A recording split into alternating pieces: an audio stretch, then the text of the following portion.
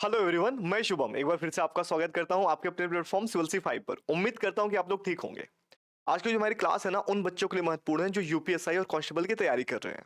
क्योंकि आज हम लेकर आए हैं आपके लिए पीवाईक्यू का सीरीज, जो भी इंडियन पॉलिटी का, जो रिलेट करेगा फंडामेंटल राइट्स को लेकर के।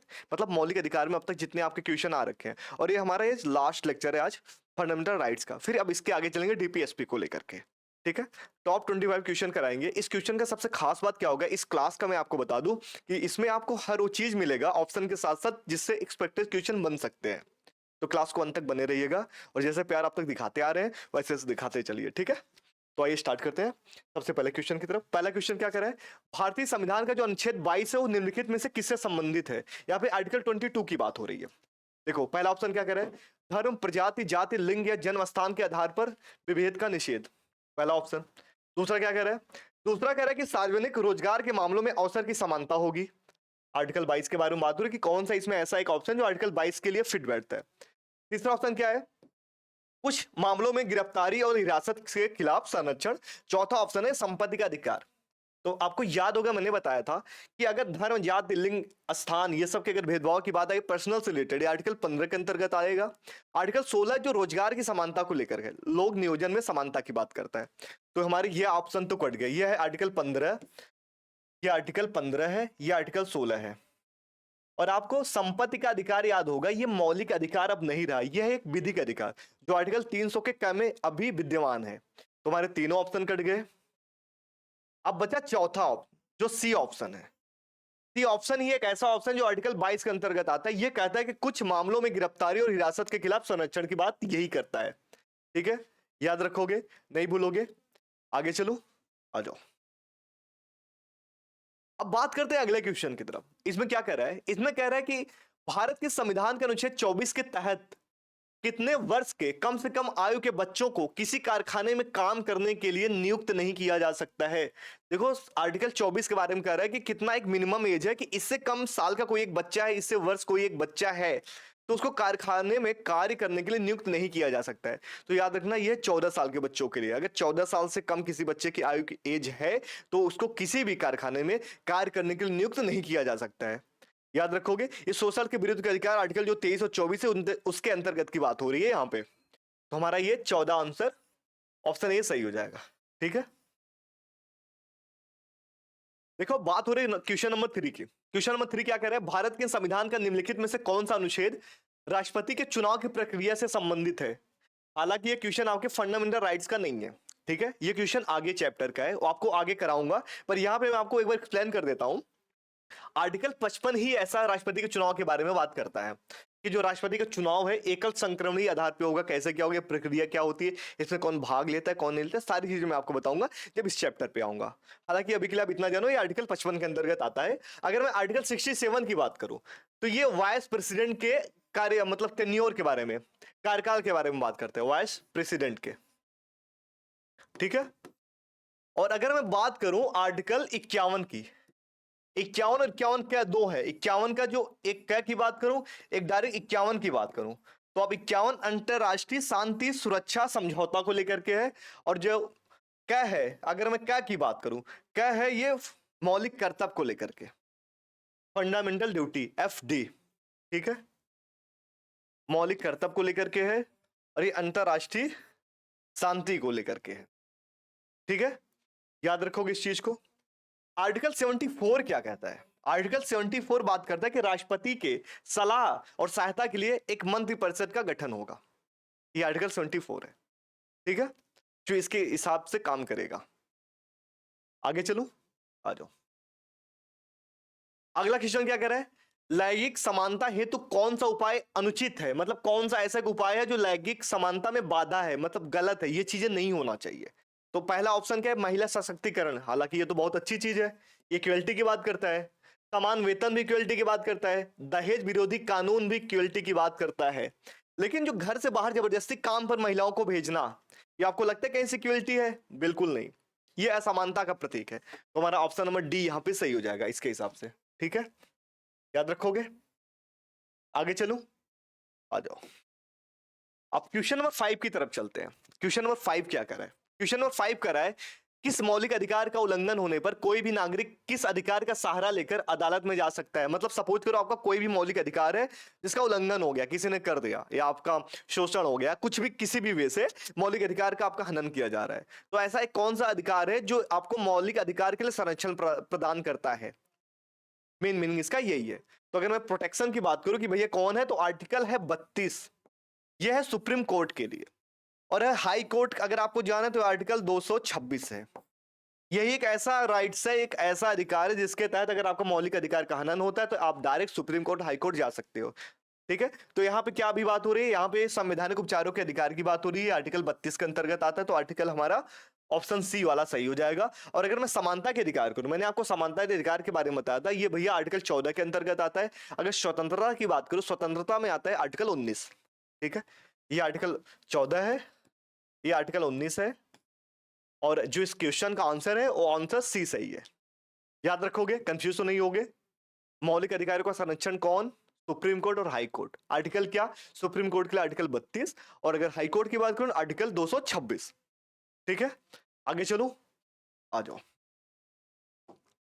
अब जो हमारा अगला क्वेश्चन है ना, यहां पे बात हो रही है कि धर्म की स्वतंत्रता से रिलेटेड है।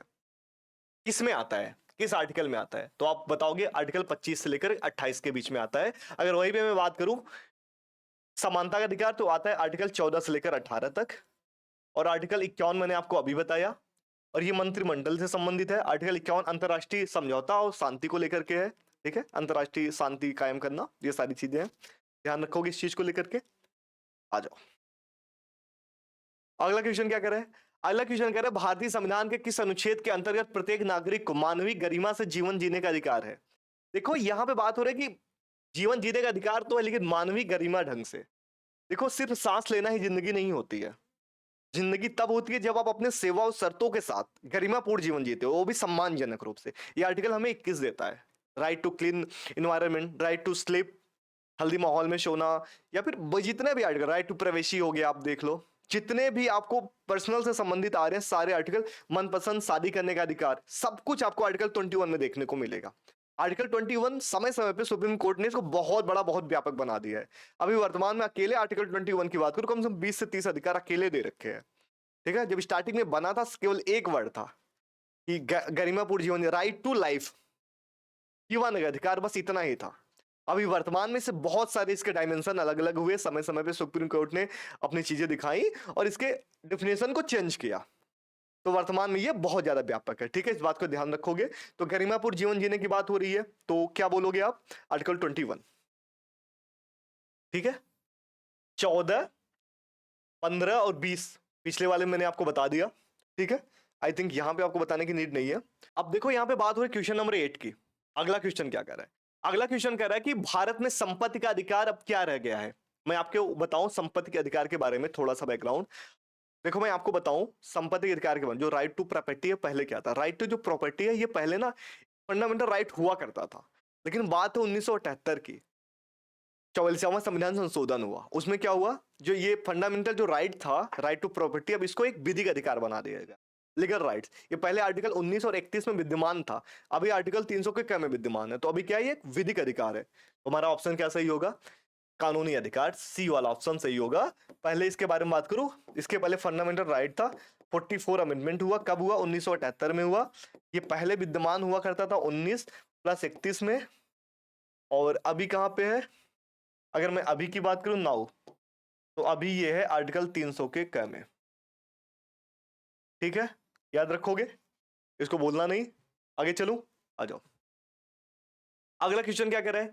भारतीय संविधान के अंतर्गत कानून के समझ समानता के सिद्धांत में अपवाद किस संदर्भ में है?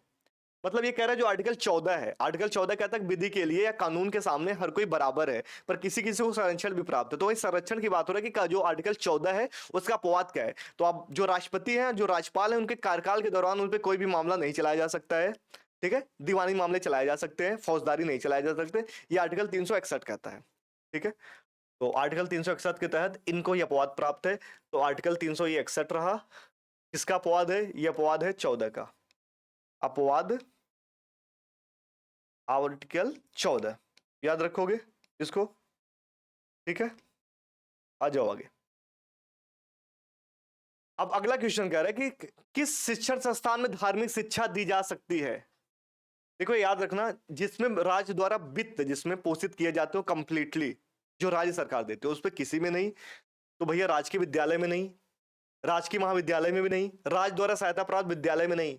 अगर ये पहले से क्लियर है, इस आधार पे किया गया है कि ये एक धार्मिक शिक्षा इसमें दी जाएगी, जैसे मदरसा वगैरह चीजें थी जो भी आप देखते थे, धार्मिक जो संस्थान उसी के अनुक्रम में खोले जाते थे, उन पे ये चीजें लागू होती है। पर यहां पे ऑप्शन नहीं है, इसलिए इनमें से कोई नहीं, ऑप्शन डी हमारा सही हो जाएगा, ये याद रखना। ठीक है, आगे चलूं। अगला क्वेश्चन क्या कर रहा है, नैसर्गिक न्याय के सिद्धांत निम्नलिखित में से लागू होते हैं। तो इसमें सभी पे लागू होते हैं, आप याद कर लेना, ये इसमें ज्यादा बताने की बात नहीं है। प्रशासनिक कार्रवाई में, अर्ध न्यायिक कार्रवाई में या न्यायिक कार्रवाई में, ये सारे के सारे लागू होते हैं। यूपीएसआई 2014 में क्वेश्चन पूछा गया था और इसको याद करने की बात है यहाँ पे। ठीक है, हमारा जो अब अगला क्वेश्चन है, अगला क्वेश्चन क्या कर रहे हैं, ध्यान से समझो। एक नागरिक द्वारा सभा करने के अधिकार का प्रयोग किया जा सकता है बशर्ते कि सभा जो हो शांतिपूर्ण हो या शांति विहीन हो। ऑप्शन ए सही है, ऑप्शन बी सही है, दोनों सही है, इसमें कोई सही नहीं है। आपको पता है कि आपको आर्टिकल 19 याद होगा, आर्टिकल 19 का जो एक है ABCDEFG जो इसमें है, उसमें ये कहा गया कि आप सभा तो कर सकते हो लेकिन शांतिपूर्ण होना चाहिए और बिना हथियार के होना चाहिए। तो केवल इसमें हमारा ऑप्शन ए सही है। ठीक है, ये किस में आता है, आर्टिकल 19 में। याद रखोगे, भूलोगे तो नहीं ना। आगे चलो, आ जाओ। अब अगला क्वेश्चन क्या कर रहा है, आपातकाल के दौरान किस मौलिक अधिकार को अनुच्छेद 358 या 359, यहां दोनों होगा, ध्यान रखना, यहां पे 359 पूछा, 359 के अधीन राष्ट्रपति द्वारा निलंबित करने का अधिकार है। देखो आर्टिकल जो 20 और 21 है वो कभी भी कोई भी निलंबन नहीं कर सकता है, इसके अलावा जितने मौलिक अधिकार है वो निलंबित हो सकते हैं। तो यहाँ पे आर्टिकल 20, यहाँ पे आर्टिकल 14 भी हो सकता है और आर्टिकल 19 भी हो सकता है। तो हालांकि इसमें दोनों सही है। ठीक है, तो आप ए एंड सी बताओगे। ठीक है, याद रखोगे, आर्टिकल 358 के तहत राष्ट्रपति घोषणा करके आर्टिकल 20 और 21 छोड़कर कोई भी आर्टिकल रद्द कर सकता है, मतलब सस्पेंड कर सकता है मौलिक अधिकार का, केवल इमरजेंसी के दौरान। इमरजेंसी के बारे में मैंने एक कंप्लीट वीडियो भी बनाया है, अगर आप इमरजेंसी के बारे में और अच्छे से समझना चाहते हो तो आप मेरी प्लेलिस्ट में जाना, वहां पे सिविल्सीफाई जीरो टू हीरो एक सीरीज है, वहीं पे आपको इमरजेंसी की पूरी कंप्लीट वीडियो मिलेगी कि भैया इमरजेंसी देश में लगता है तो वहां पे लोकसभा की क्या प्रभाव पड़ता है, राज्यसभा पे क्या प्रभाव पड़ता है, विधानसभा स्थगित होती या नहीं होती, कितने कार्यकाल का होता है, इसमें कौन कौन भाग लेता है, सब कुछ इसमें है। ठीक है, आगे चलो। अगला क्वेश्चन क्या कर रहे हैं, भारतीय संविधान का अनुच्छेद 25 किसके संबंधित है। देखो आर्टिकल 25 से 28 जो है ये धार्मिक स्वतंत्रता से रिलेटेड है। ठीक है, ये आर्टिकल 25 से 28 मैंने आपको अभी कुछ देर पहले ही बताया। तुम्हारा ऑप्शन क्या सही हो जाएगा, ऑप्शन ए सही हो जाएगा। लेकिन मैं बात करूं कि निजी स्वतंत्रता किसमें है, तो article 21 right to personal life liability. ठीक है, ये तो ये याद रखना, याद रहेंगी ये चीजें, इसका ऑप्शन ए सही है। आगे चलो, आ जाओ। अगला क्वेश्चन क्या है, भारतीय संविधान का कौन सा अनुच्छेद मौलिक अधिकारों का संवैधानिक उपचार प्रदान करता है। मैंने आपको अभी कुछ देर पहले ही बताया, आर्टिकल 32 और आर्टिकल 226 जो यहाँ पर रिट की बात करता है। ये क्वेश्चन वही पूछा हुआ जो अभी कुछ देर पहले आया था। ठीक है, तो यहाँ पे आर्टिकल 32 है, अगर 226 होता वो भी सही होता, तो आर्टिकल 32 हमारा सही है। ठीक है, जिसमें 5 प्रकार का रिट है, उसकी भी कंप्लीट इन्फॉर्मेशन वाली वीडियो लाऊंगा कल। आप रिट के बारे में कंप्लीटली जान लेना, रिट क्या होता है, 5 प्रकार के, इसमें कैसे क्या होता है, और आपको ऐसा बताऊंगा कि लाइफ में आप कभी नहीं भूलोगे ट्रिक के साथ। ठीक है, क्योंकि इसमें लोग बहुत कंफ्यूज होते हैं। आ जाओ आगे। अगला क्वेश्चन क्या है, निम्नलिखित में से अब कौन सा मूलभूत अधिकार नहीं रहा। देखो इसमें ऐसा एक कौन सा ऐसा राइट है जो पहले मौलिक अधिकार तो था लेकिन अब नहीं है। तो ऑप्शन क्या कह रहा है, तो अब याद रखना, समानता का अधिकार जो है ये आर्टिकल 14 में आता है, संपत्ति का अधिकार अब आर्टिकल मौलिक अधिकार तो नहीं रहा, क्योंकि आपको पता है जो मौलिक अधिकार है, मौलिक अधिकार 12 से लेकर के 35 तक है, लेकिन ये आर्टिकल 300 के कम में आता है, 300 के कम में। ठीक है, तो हमारा ये बी वाला सही हो जाएगा।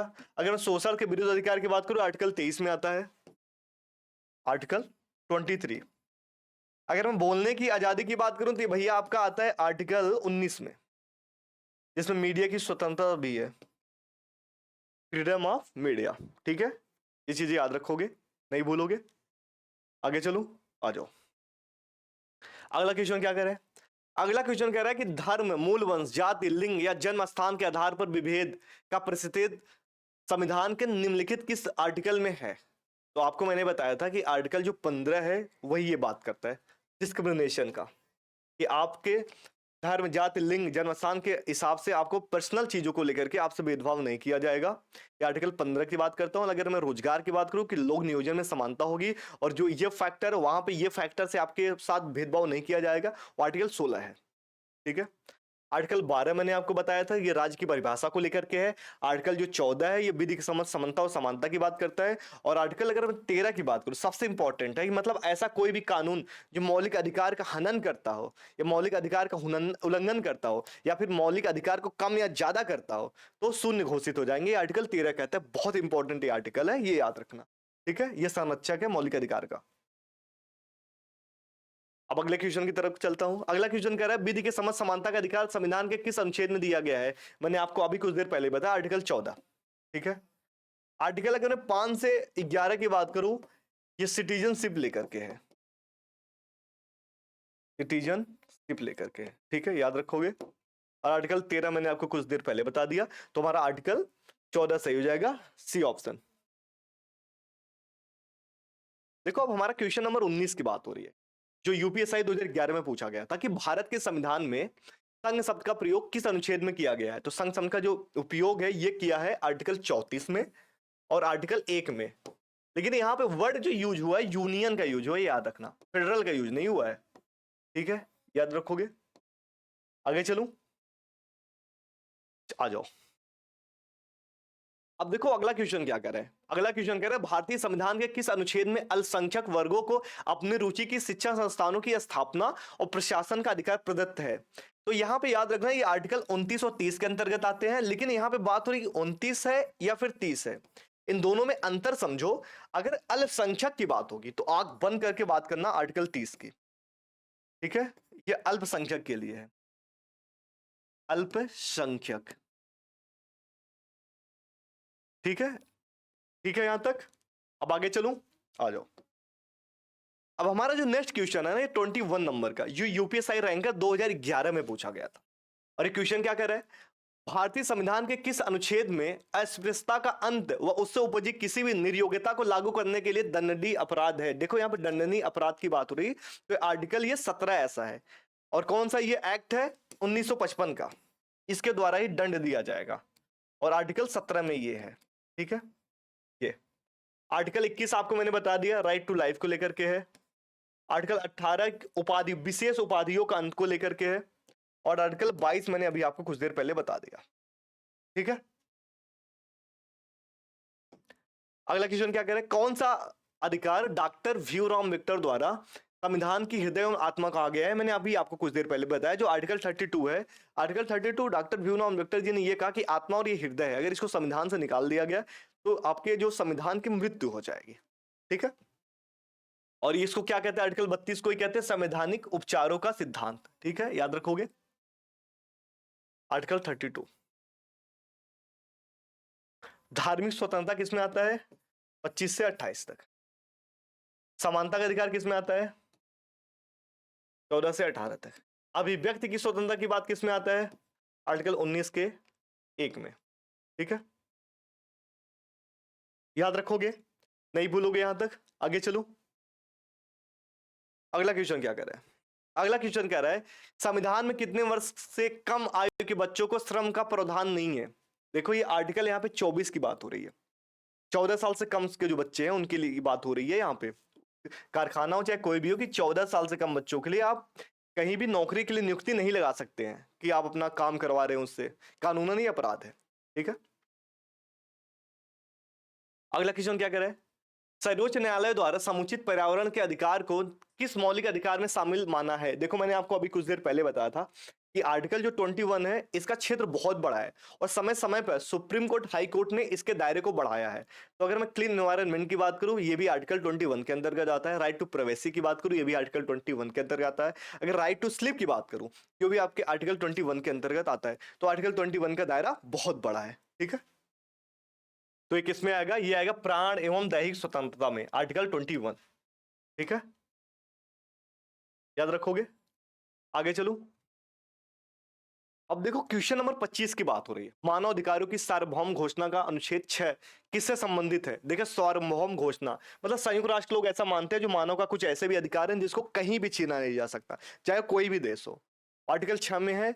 और वो क्या है? कानून के समक्ष एक व्यक्ति के रूप में मान्यता का अधिकार। ठीक है। और ये कब इसको अंगीकृत किया गया था? वो किया था 10 दिसंबर 1948 को। ठीक है, याद रखोगे इसको। देखो हमने अब तक 25 टॉप क्वेश्चन देख लिया। आई होप यहां तक आपको क्लास पसंद आया होगा। साथ में मैंने आपको जितने इससे संबंधित महत्वपूर्ण आर्टिकल थे वो भी बता दिया। और जो हमारा अगला लेक्चर होगा वो डीपीएसपी से संबंधित होगा। राज्य के नीति निर्देशक तत्वों से कितने क्वेश्चन आ रखे हैं, टॉप 25 को अच्छे अच्छे क्वेश्चन लेके आएंगे और आपके सामने उसको ऐसे एक्सप्लेन करेंगे और क्या उससे एग्जाम में क्वेश्चन आ सकते हैं वो भी बताएंगे। तो आई होप आपको क्लास पसंद आया होगा। क्लास पसंद आया तो चैनल पे नए हैं तो सब्सक्राइब कीजिए और जितना हो सके शेयर कीजिए। Thank you.